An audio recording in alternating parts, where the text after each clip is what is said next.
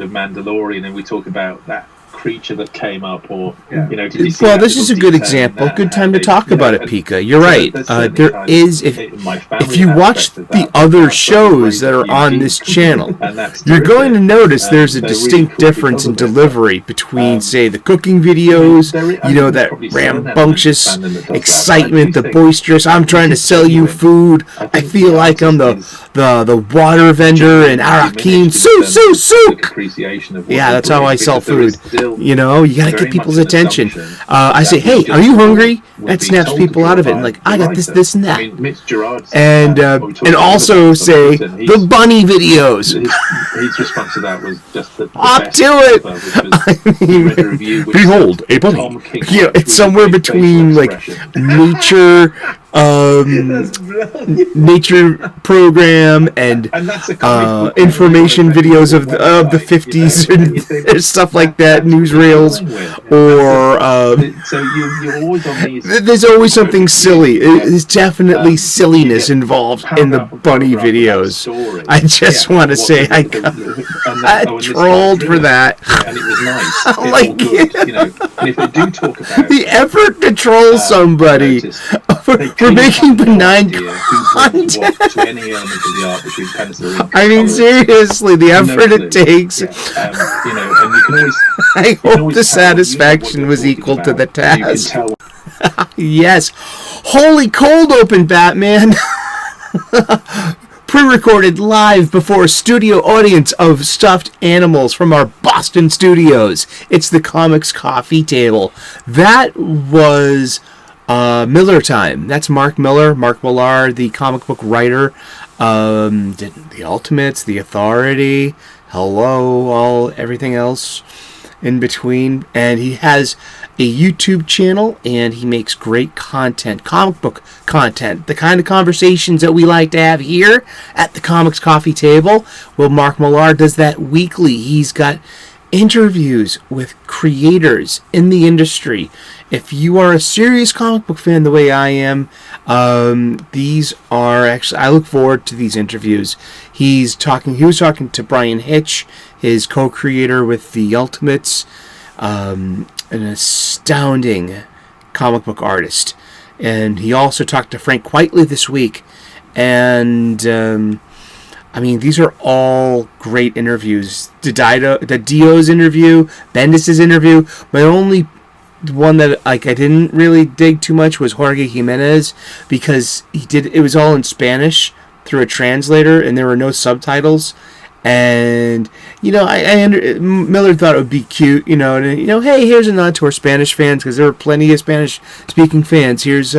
But I could have used some subtitles, and I speak a little bit of Spanish. I just couldn't keep up with it. Or it was just like, I'm not getting anything out of it. I'm not getting the information, intended out of this experience. So I kind of, I waffled on that. I passed on that one. Yeah, so here we are at the Comics Coffee Table. Leave the real world's problems over yonder. Pull up a chair. Grab a cuppa, whatever it is you're shoving under your nose today, pal. Kick back and take a break with us. We're going to talk about comic books for a couple of minutes. Every day, 3 p.m. U.S. Eastern Daily. Eventually, life is going to catch up with me. And I'm going to have to reevaluate the show, the daily show, and change a format sooner or later. Probably by the end of the year. Making daily content's great, and it's interesting. You have to keep up with it, and you have to pace yourself, and you have to be organized. Also, I'm gonna eventually run out of comic books to rebag, rebox, and reboard, which is the point of this show. We are reboxing, reboarding, and rebagging my entire collection. I've been doing a really poor job of the rebagging and even the boarding part too, which I should be boarding as I'm showing you the individual issues. And but that's also kind of, that's nice. Those are rainy day activities.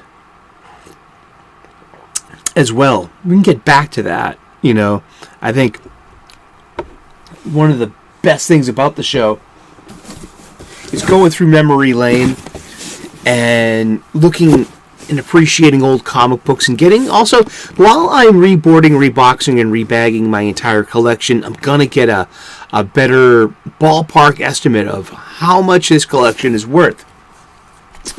And one of the points of today's show is we use books. This is a show about books, and we use books in the classic way that, books upon books. It's books all the way down. Some say it's turtles all the way down. I think, actually, it's books all the way down. And so I'm going to be reboarding, rebagging, and reboxing. I'm going to be getting a ballpark estimate of what my collection's worth, and I'm finding lots of issues here and there that I'm just like, wow, really? If they were in better condition, they would be worth top value, wouldn't they? So I should have been boarding the entire time. So this one here, the Guide to Grading Comics, what an amazing journey. I mean, I've learned so much about my old hobby. This is all new to me, and it's really underrated and underappreciated, in my humble opinion. So, I mean, there are links to both of these publications in the description to their Amazon pages. Go get your own copies and play along at home, and let me know how it's turning out for you with your collection. Are you rebagging and reboarding and reboxing your collection as we're going along in this show? What comic books are you bringing to the funny book table, that to our comics coffee table? Let me know. Let us know in the live chat. I love catching the live chat at 3 p.m. U.S. Eastern if I'm available to do it.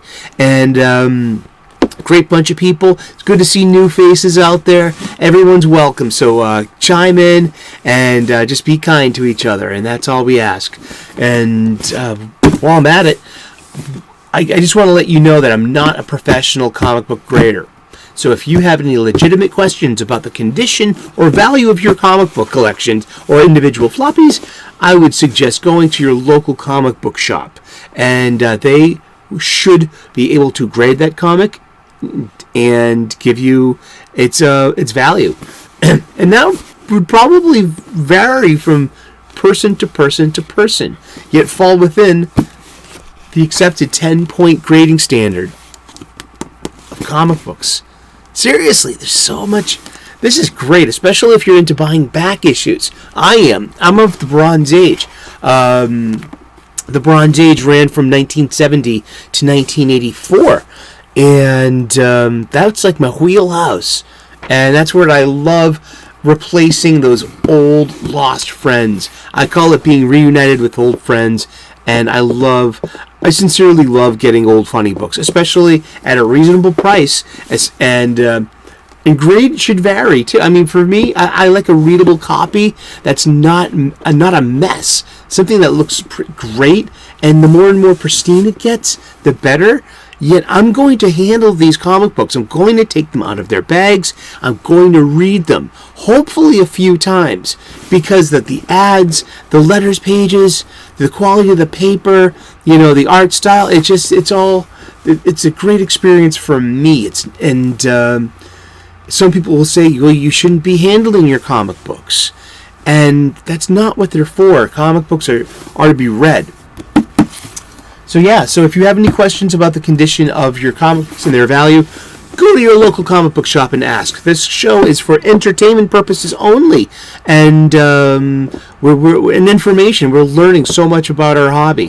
While you're at your local comic book shop, buy some supplies, please. I mean, I say it every show because it matters. And you know what? There are new viewers every day, and this is great. We're trying to get you to get back to your local comic book shop. Since I'm reboarding, rebagging, and reboxing my entire collection, guess what I need? Supplies. And I am not buying them from my online supply chain with the free shipping and the built-in movie network. So I'm going to my LCS, my local comic book shop, the mom and pop brick and mortar shop in my village square. I live in Boston, so there are literally several around that I can choose from, and I just found out that one of them closed. So it's happening here too. So that's just why we need to go to our local comic book shops and spend our money there. I know I'm paying the markup, but I have the satisfaction of being not only a patron to the arts by supporting, literature and drawn artists. I'm helping keeping my local comic book shops open, and that's a good thing. I mean, yeah. When they're gone, they're gone. And look, the local comic book shop is the fulcrum of our culture as comic book fans. It's not the Barnes & Noble. It's not the online app.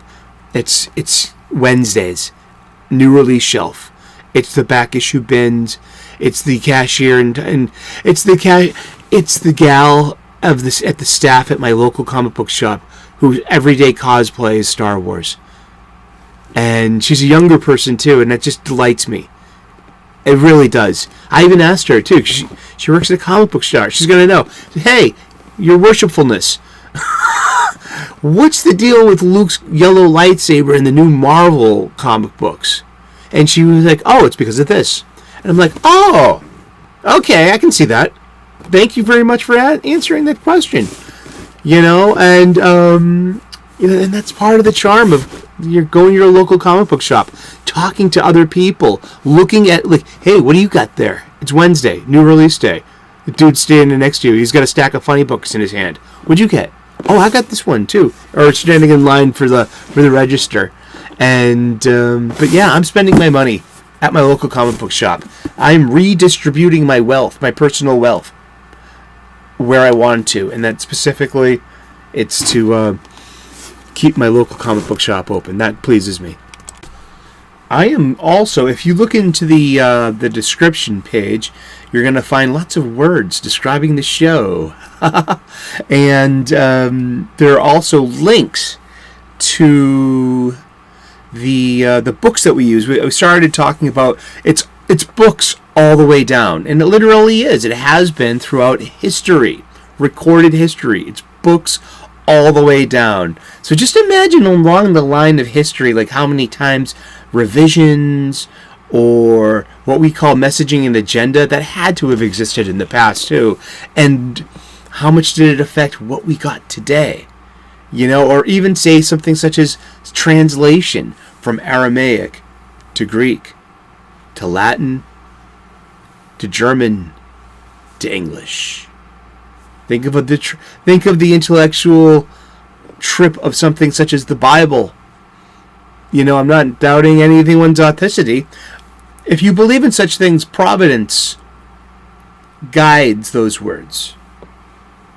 Hey, I'm an ordained minister, a man of independent spiritual faith.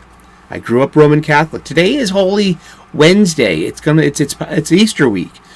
I'm a chef, so tonight has got to be the Last Supper, because I know there's probably a more organized thing. See, Friday's when it all goes bad, but Thursday he's got to be spending in captivity, getting scourged by the Romans, right? Because you got to think but Wednesday, that's when the Last Supper, and they go to, in the Garden of Gethsemane and fall asleep, and that's where Judas gives up the man with the kiss. Storytelling. The ancient stories. That's an old story. I mean, whether or not you believe in the divinity of the story, it's a story all the same. And so our lives, our culture are built on stories, on books upon books upon books. It's books all the way down. So yeah, I'm a chef. Tonight would be the Last Supper. I would serve, I don't know, I mean, it would have to be, am I thinking antediluvian? Am I going back and being able, hey, this is pizza, guys. It's more wine there, Simon. Bartholomew, you leave Simon Peter alone. I grew up Catholic. I mean, this might be going over your head. That was pretty funny. But if you look in the description, there are a few links there. And we've been doing this comic book show since January 1st, 2022, last year. We've been talking comic books every day. And we developed a coterie of books along the way. Part of that was, one of the most important ones, I feel, was the Overstreet Comic Book Price Guide, especially for the glossary. We were just talking about the Bronze Age. I'm a Bronze Age baby. That Bronze Age is between 1970 and 1984. I got this book to help me better define the ages of comic books based upon the accepted standards of the Overstreet Price Guide. This matters. It doesn't matter how I feel. It doesn't matter if I think this age should be here or there. And other comic book providers too have different ages too. I'm accepting the Overstreet as a great common ground to start a conversation with. The Golden Age from 1938 to 1945, the Atom Age from 1945 to 1955, the Silver Age between 1956 and 1970, the Bronze Age between 1970 and 1984, the Copper Age between 1994 and 1993, and the Modern Age from 1993 up until this very present day. Agree or disagree, those are the standards laid down by the Overstreet Comic Book Price Guide, and how your local comic book shop's long boxes would probably be broken down by. I would like to contribute to the ongoing conversation about the ages, and I'm here for that. But this was a really important part. And then comes this entire index of published floppies and checking out their value. And then to decipher the code there, I got the guide to grading comics, and then came the idea to rebox, reboard, and rebag, and the whole shebang about this year's show. But it all started with last year's show. I started off doing YouTube, doing what everyone else was doing, hot takes. And I wanted to do something a bit more me than someone else. And that's maybe that's how we all start. We find our voice and we go with it. And if you're a fan of the show, you know that Bob Ross, the painter, the late Bob Ross, and these old TV shows from public television that I grew up on as well. He was the painter guy with the afro and the voice. He's been in my background all my life. But only in the past few years, especially since I became a YouTube creator, has Bob Ross had a dramatic and magnificent impact on me that I now, when I chill out, come home from work, besides catching up with friends and YouTube shows and here and there, I like watching Bob Ross beat the devil out of that brush. I love that, man. We don't have accidents here. We don't make mistakes here. We may have happy accidents. Look at this happy little tree. Stuff like that. My mantra at work now is, what would Bob Ross do? And I find that to be a really nice way to come to my work day. I like that. But in that spirit, I wanted to make evergreen content, because that Bob Ross stuff is evergreen. You can watch any episode on any day, any year.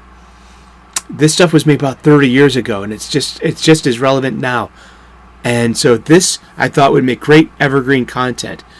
One of my best friends, Peter Fernandez, gave me this book in a roundabout way back in 2004. 2004. And there was a new release. It was for Christmas, and it ended up on my coffee table. And this is a coffee table book, and hence the coffee table. And yeah, so this was given to me by one of my best friends about 2 decades ago, and has been surfing my coffee table ever since. It is the golden age of DC Comics, 365 days, written and curated by Les Daniels, Chip Kidd, and photographed by Jeff Spear. It's a 2004 Abrams publication, and you can find the link to its Amazon page in the description and get your own copy. It would look great on your coffee table. You can play along at home, and it makes a great gift for a geek. I know. Seriously, this is a great book. The conceit of the show is simple. What's today? Today is April the 5th. By saying that, kind of takes away the evergreen content part of the intention, but I thought that, hey, I could play this again next year and see if I can get away with it. So here it is. We open up to today's date. We look at some comic book art from an antediluvian age. We read the blurb, and then we talk about comic books. And we're going to talk about comic books every day for the rest of the year. That's right, 3 p.m. U.S. Eastern. Like and subscribe if you can be so kind. Turn on those notifications. Ring that bell. Yeah, that's the old show. Remember that one? You can also check out the playlist too, and you can tune into any of those episodes. And it's great. The show's gotten. We found our feet. We've gotten confidence. We've gotten a really awesome audience. We show up every day and we talk about comic books. And it's so. When I'm saying that making daily content, it's a labor of love, because it is having a conversation with other people. This is exactly what we're doing right now. We're having a wonderful conversation about one of our favorite subjects. So let's just have for fun.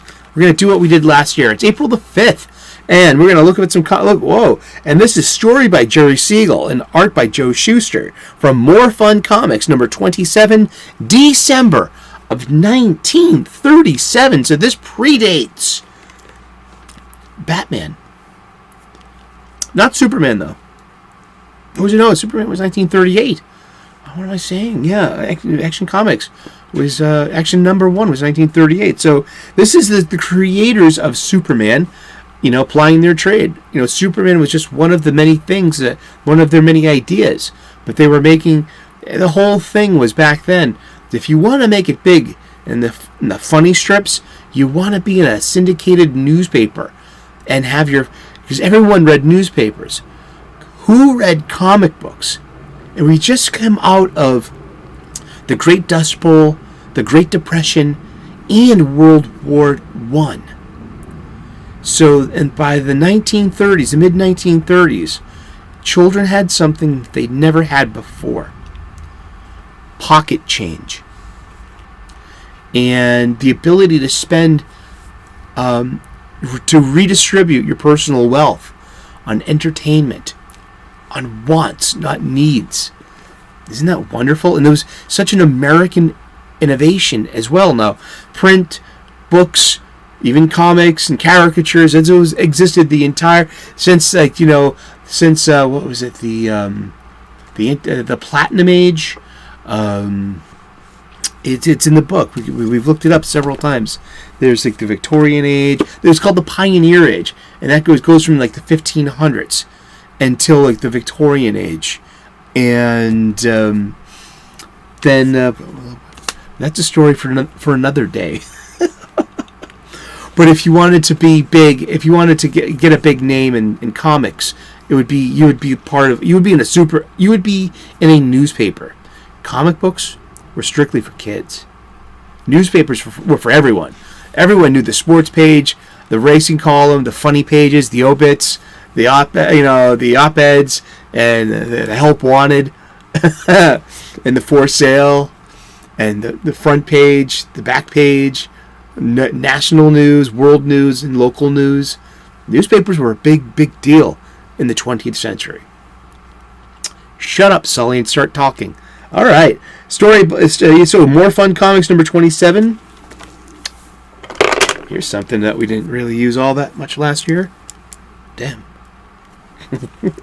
April the 5th. Looking into cases of torture and human sacrifice, Siegel and Schuster's intrepid investigator, Dr. Occult, uncovers a cult of serpent fanciers.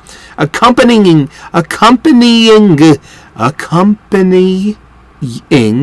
the good doctor on this adventure is a certain Sergeant Ellsworth, evidently named as a tribute to the pioneering DC editor and former cartoonist Whitney Ellsworth.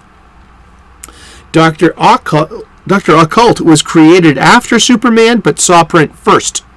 He acquired a red and blue costume in 1936 at the peak of Siegel and Schuster's frustration over their inability to find a newspaper syndicate to publish Superman. When the Man of Steel finally found a home in the somewhat less respectable field of comic books, Dr. Occult's days were numbered as if by an ancient curse. Now let's look at this art. And being on Holy Easter Wednesday here, let's try not to be too judgmental about other people's cultures here. From patriotic, patriarchal, normative, Western, oppressive. That's not what this show is about. But this book was about looking into the past and looking into these golden age comic books. There was a lot of stereotypes, racial stereotypes, cultural stereotypes, and assumptions made upon things that just wouldn't be greenlit today. But good or bad, stereotypes did something. They were ciphers. They were a way to convey